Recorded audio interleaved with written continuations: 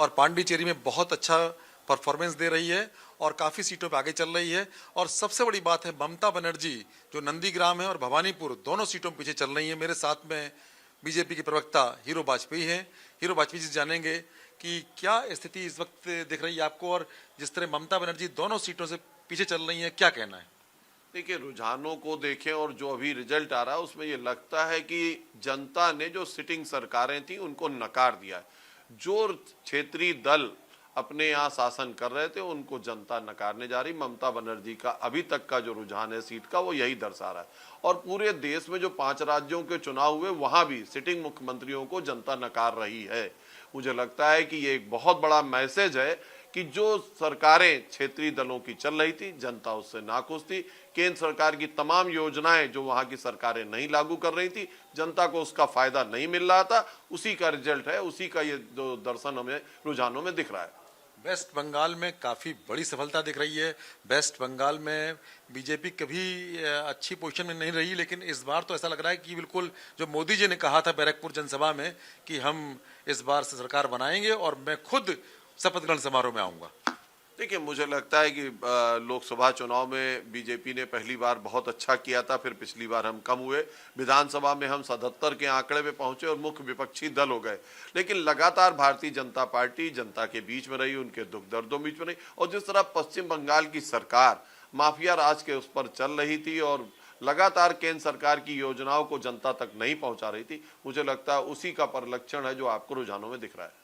हेमंत बिस्वा इस बार हैट्रिक बनाने जा रहे हैं और आसाम में काफी अच्छी स्थिति में दिख रहे हैं, क्या कहना है? देखिए, मुझे लगता है बॉर्डर स्टेट है और जिस तरह से कठोर कार्रवाई उन्होंने की, वो देश के चुनिंदा मुख्यमंत्रियों में जिनकी लोकप्रियता बहुत अधिक है, और मुझे लगता है कि वहां भारतीय जनता पार्टी जबरदस्त बहुमत से चुनाव जीतने जा रही है।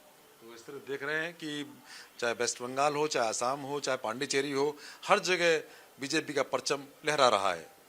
इंडिया डेली के लिए कैमरामैन सर्वजीत के साथ सुशील कुमार तिवारी, लखनऊ से। तो आपने देखा प्रतिक्रियाएं लगातार सामने आ रही हैं। मैं जल्दी से अरविंद जी का भी रुख कर लेती हूं। अरविंद जी भी बीजेपी की तरफ से मेरे साथ में कनेक्टेड हैं। अरविंद जी, बीजेपी दफ्तर में तो बड़ी तैयारियां शुरू हो चुकी हैं अभी, और संदेश मिश्री की बात हो, लगातार अलग अलग तैयारियां पहले से ही थी। ऐसा लग रहा है कि अनुमान आपको पहले ही था। अच्छा, इस बार तो रसगुल्ला भी बन रहा है कि नहीं? जी, हमें पहले से अनुमान था और जनता का जो रिएक्शन था, जनता का जो रिस्पांस आ रहा था, उसको देखकर हम लोग आश्वस्त थे। और दूसरी बात मैं कहूंगा, भारत के लोकतंत्र में कोई जीते कोई हारे, जीत लोकतंत्र की होती है। हमें इस दिन को बड़े मन से स्वीकारना चाहिए। मैं कई बार कहता हूं कि भारत के जो विरोधी दल हैं केवल जनता के द्वारा ठुकराए गए नहीं है, वोटों से हारे हुए नहीं है, मन से हारे हुए हैं, क्योंकि जनता का निर्णय ये स्वीकार नहीं करते हैं और दोष लगते हैं कभी ईवीएम पर देने, कभी चुनाव आयोग पर देने। ईवीएम और चुनाव आयोग की हैसियत नहीं है किसी की सरकार बना दे। सरकार जनता के आशीर्वाद से बनता है। हमारे वहां अटल बिहारी वाजपेयी जी 2004 में जब प्रधानमंत्री नहीं बन पाए, कम सीटें आई, तो उन्होंने कहा जनता के फैसला को सिर माथे लेता हूं। लोकतंत्र में किसी भी नेता को ये बिहेवियर अपनाना चाहिए। लेकिन दुर्भाग्य की बात है, 2014 में जब कांग्रेस आई और 44 सीट पर सिमट गई, उसके कालखंड में इलेक्शन हुआ।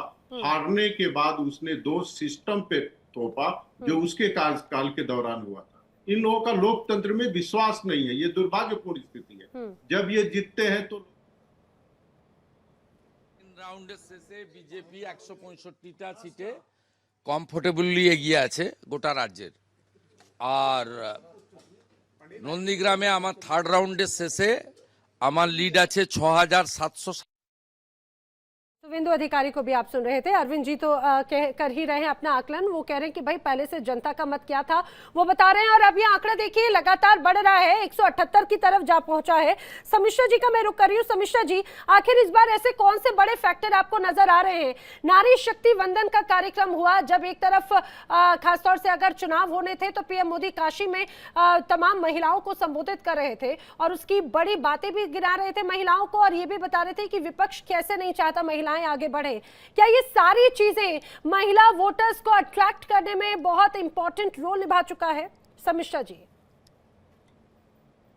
जी बिल्कुल। एंड आप इसको सिर्फ महिला वोटर्स के पॉइंट ऑफ व्यू से ना देखें, सारे वोटर्स इस टाइम पर जो रुझान आ रहे हैं 4% से ऊपर की बढ़त है बीजेपी को बंगाल में।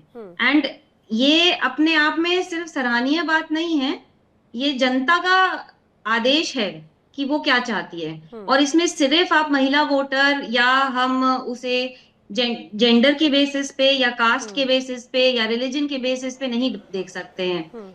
इस तरीके का जब रुझान आता है वो एक कंसोलिडेटेड जनता का वोट है। 130 के पार भी बीजेपी करेगी, टीएमसी को ये भरोसा नहीं था। इस टाइम पर जो रुझान है वो तो कुछ और ही बता रहे हैं। तो अगर हम जनता के पॉइंट ऑफ व्यू से देखें तो चेंज की जो बात हो रही थी वो वाला मैसेज जो है वो क्लियरली जनता हमें वापस भेज रही है कि ये है जो हमें पसंद है। और उसके सामने आपके पास सिर्फ एक ही ऑप्शन होता है, वो है कि आप अपना सर झुकाएं और जनता का आदेश लें और आगे बढ़ें और मेहनत करें। That's it. अच्छा समिश्रा जी, इस बार की जो परिणाम सामने आ रहे हैं बीजेपी के पक्ष में, बीजेपी के लिए अभेद्य किला था पश्चिम बंगाल का। समिश्रा जी, आई एम सॉरी, आपकी आवाज मुझे क्लियर नहीं है। पूछ रही हूँ कि ये अभेद्य किला था पश्चिम बंगाल खासतौर से बीजेपी के लिए, कितनी मेहनत की है बीजेपी ने इसके लिए? मुझे लग रहा है कि मेरी आवाज शायद समिश्रा जी तक जा नहीं पहुंच पा रही है। अच्छा, अब मुझे लग रहा है आवाज उन तक पहुंच नहीं पा रही है, लेकिन मेरे सहयोगी गीतू भी मेरे साथ में कनेक्टेड हैं, मीनाक्षी भी मेरे साथ में कनेक्टेड हैं। अब ये जो तमाम तस्वीरें हैं वो लगभग स्पष्ट होती हुई नजर आती है। मैं जल्दी से गीतू और मीनाक्षी का रुख कर लेती हूँ। मीनाक्षी, अब चर्चा, मुझे लगता है परिणाम रुझानों तक तो ठीक है, अब चर्चा उससे एक कदम आगे हो रही है कि भाई पश्चिम बंगाल में अब सीएम कौन बनेगा, कमान कौन संभालेगा। बीजेपी दफ्तर में भी इसी को लेकर माहौल है क्या? अब बिल्कुल देखिए, कई यहाँ पर नेताओं से, प्रवक्ताओं से मैंने इसके बारे में सवाल पूछा कि लगातार आपने जो चुनाव है वो शुभेंदु अधिकारी के फेस पर लड़ा है, तो क्या आप उन्हें सीएम पद का दावेदार मानते हैं? हालांकि उनका ये कहना था, बंगाल बीजेपी की अगर मैं बात करूं तो वो बिल्कुल हाँ कहते हुए नजर आते हैं, मोहर लगाते हुए नजर आते हैं। कल हमारे साथ तपोष पाल जुड़े हुए थे, उनका कहना था कि शुभेंदु अधिकारी के चेहरे पर मोहर हम लगा रहे हैं क्योंकि उन्हीं के चेहरे पर हमने चुनाव लड़ा है। लेकिन अगर आप नेशनल बीजेपी की बात करेंगे, यहाँ पर प्रवक्ताओं का ये कहना है कि ये पार्टी कार्यकर्ताओं के द्वारा ही तय किया जाएगा, वहां पर विधायकों के द्वारा ही तय किया जाएगा। लेकिन वो थोड़ा सा रुकना भी चाह रहे हैं। उनका कहना है कि हाँ, बढ़त है, बिल्कुल जीत हमारी पक्की है, हम 175 से 200 सीटें लेकर के आएंगे। हालांकि अभी भी कई राउंड की अभी वोटिंग चल रही है, माफ करिएगा काउंटिंग चल रही है, तो अभी थोड़ा सा इंतजार करना वो भी चाहते हैं कि ये बहुत ज्यादा जल्दबाजी हो जाएगी कि अगर हम किसी के नाम पर मोहर लगा दें। लेकिन हाँ, शुभेंदु अधिकारी को इसका इनाम जरूर मिलेगा क्योंकि उन्होंने सबसे पहले नंदीग्राम में 2021 में ममता बनर्जी को हराया था और इस बार उन्होंने भवानीपुर में भी वही कारनामा किया है। नंदीग्राम में भी वो बढ़त बनाए हुए हैं, भवानीपुर में भी वो बढ़त बनाए हुए हैं। ममता बनर्जी की जो पारंपरिक सीट है वहां पर उनको अगर हराते हुए वो नजर आते हैं तो उनको इनाम मिलना तो एक तरीके से नैना तय है। और हो सकता है कि बहुत जल्द इस बात का ऐलान भी कर दिया जाए। लेकिन हाँ, संगठन थोड़ा सा तो निर्णय लेने में थोड़ा वक्त लेगा, इसके साथ साथ थोड़ा रिसर्च करेगा कि कौन बेहतर हो सकता है। और वो चाहते हैं कि पश्चिम बंगाल क्योंकि एक लंबे वक्त से बदलाव चाहता था और उस बदलाव को देने के लिए कोई ऐसा हम नेता उन्हें चुन करके दे जिसकी वजह से वो कनेक्टेड फील कर पाए, उन्हें ये लगे कि ये हमारे बीच से है। और बिल्कुल सही बात है कि उसमें देखिए यही तो बात इंपॉर्टेंट है, यही तो बात इंपॉर्टेंट है। अब देखिए जिस तरह से नतीजे आना धीरे धीरे शुरू हो चुके हैं और रुझान जो है वो जल्दी अब नतीजों में तब्दील होते हुए नजर आते हैं। और आपने कहा कि जिस रूप में अभी तक शुभेंदु अधिकारी दरअसल बड़े फेज थे, शुभेंदु अधिकारी ने लगातार कांटे की टक्कर दी, तो शुभेंदु अधिकारी को इसका परिणाम और उसकी तस्वीर तो जरूर बनती हुई नजर आएगी। लेकिन क्या सीएम फेज भी वही होंगे, अपने आप में बड़ी बात है। और सबसे इंपॉर्टेंट बात ये, पिछले 3 दिनों से लगातार चर्चा ये थी कि पश्चिम बंगाल में आखिर किसकी सरकार बनेगी। और इंडिया डेली का जो एग्जिट पोल था उसने कहा था बीजेपी बढ़त पाएगी और यश वही होता हुआ नजर आता है। आपके प्रेडिक्शन में क्या सीएम फेस को लेकर भी चर्चा हुई थी, वो भी जरा जल्दी से बता दीजिए। बीजेपी की तरफ से कौन बड़े नाम है सीएम के लिए? जी, तो हम लोगों ने एक्यूरेसी के साथ जब प्रेडिक्ट कर रहे थे तो नाम तो कई आए थे, लेकिन जो 95% तक जो हमारे मॉडल्स और सॉफ्टवेयर दिखा रहे थे वो शुभेंदु अधिकारी जी को दिखा रहे थे। उसका कारण ये था कि उनको बिल्डअप किया गया, फेस बनाया गया। जैसे हम लोग क्रिकेट के गेम की बात करते हैं, कोई नया खिलाड़ी आता है और धीरे धीरे उनको इंटरनेशनली ढाला जाता है। तो शुभेंदु अधिकारी जी को लीडरशिप जो रोल दिया गया वो धीरे धीरे 1 दशक में कुछ इस रूप में दिया गया कि वो ममता बनर्जी जी के फेस के अगेंस्ट ही खड़े किए गए। और यहाँ तक तो क्या सीएम के लिए भी वो प्रबल दावेदार हैं? 95% पॉसिबिलिटी के साथ 100 मतलब वही बनेंगे। अच्छा, और उनके साथ में टक्कर किसकी है? नामों की और चर्चा किस किस की है? उनके साथ में हम लोगों ने दिलीप नाम घोष? दिलीप घोष जी का भी नाम था, महिलाओं का भी नाम था, यह सोच के कि क्या महिला के अगेंस्ट महिला आएगी, वह भी एक फैक्टर था, इसीलिए उसमें 3% है। लेकिन शुभेंदु अधिकारी जी का हमारा मॉडल ज्यादा दिखा रहा है। देखिए, एक तरफ ये कहा जाए कि पश्चिम बंगाल में शुभेंदु अधिकारी की बड़ी चर्चा है, तो दिल्ली से मेरे साथ में कनेक्ट हो रहे हैं शुभेंदु अवस्थी जी। शुभेंदु जी, आज तो सिर्फ शुभेंदु की चर्चा है दिल्ली से लेकर पश्चिम बंगाल तक। क्या शुभेंदु अधिकारी के ही नाम पर मुहर लगेगी? क्या शुभेंदु ही वो व्यक्ति होंगे जिनके ऊपर जीत का ताज भी जाएगा, क्रेडिट भी जाएगा और मुख्यमंत्री की कुर्सी पर भी वही आसीन होंगे? शुभेंदु जी, देखिए, शुभेंदु अधिकारी जी ने बहुत चुनाव में मेहनत करी है।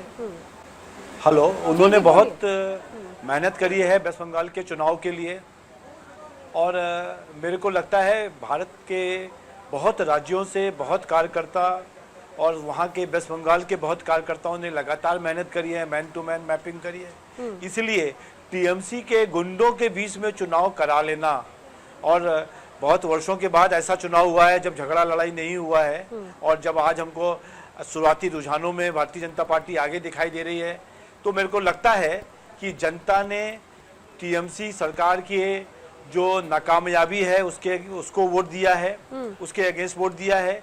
टीएमसी ने जो तुष्टीकरण किया है उसके अगेंस्ट वोट दिया है।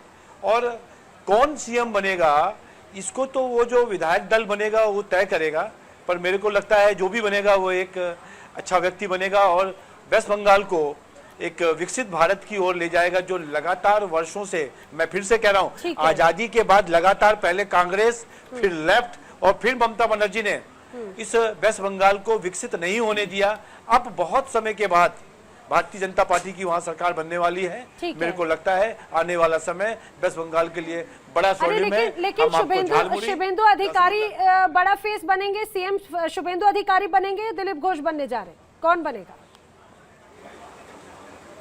विधायक दल तय करेगा। ठीक है, यहाँ पर भी आप थोड़ा सा सेफ गेम प्ले कर रहे हैं। टीएमसी से विश्वजीत घोष जी भी मेरे साथ में कनेक्ट हो चुके हैं। विश्वजीत जी, क्या हो गया पश्चिम बंगाल में? खेला होबे का नारा बोलती थी हमेशा ममता दीदी, ये तो बीजेपी ने खेला कर दिया। अभी तो कितना बज रहा है? अभी 11 बज रहा है, 12-1 बजने दीजिए। देखिए, 3 से खेला शुरू हो गया, हो जाएगा। अभी तो 4-5 राउंड। अच्छा, देखिए, आपने कहा, मैं बता दूं 11:30 बजे की इस वक्त की बड़ी खबर ही बता देती हूँ। बंगाल में बीजेपी जश्न के माहौल में है। यहाँ पर तो मिष्टी दही भी बंटने लगी है, रसगुल्ले भी बंटने लगे हैं। अब तक की मतगणना के बाद बीजेपी जीत के करीब नजर आती है और जमकर उत्साह है। टीएमसी को बड़ा झटका लगता हुआ नजर आता है। देखिए इंडिया डेली 24/7 अब आपकी स्मार्ट टीवी पर। इंडिया डेली मौजूद है सभी डिजिटल प्लेटफॉर्म पर लाइव और लगातार। इंडिया डेली 24/7 हर दिन राष्ट्र को समर्पित।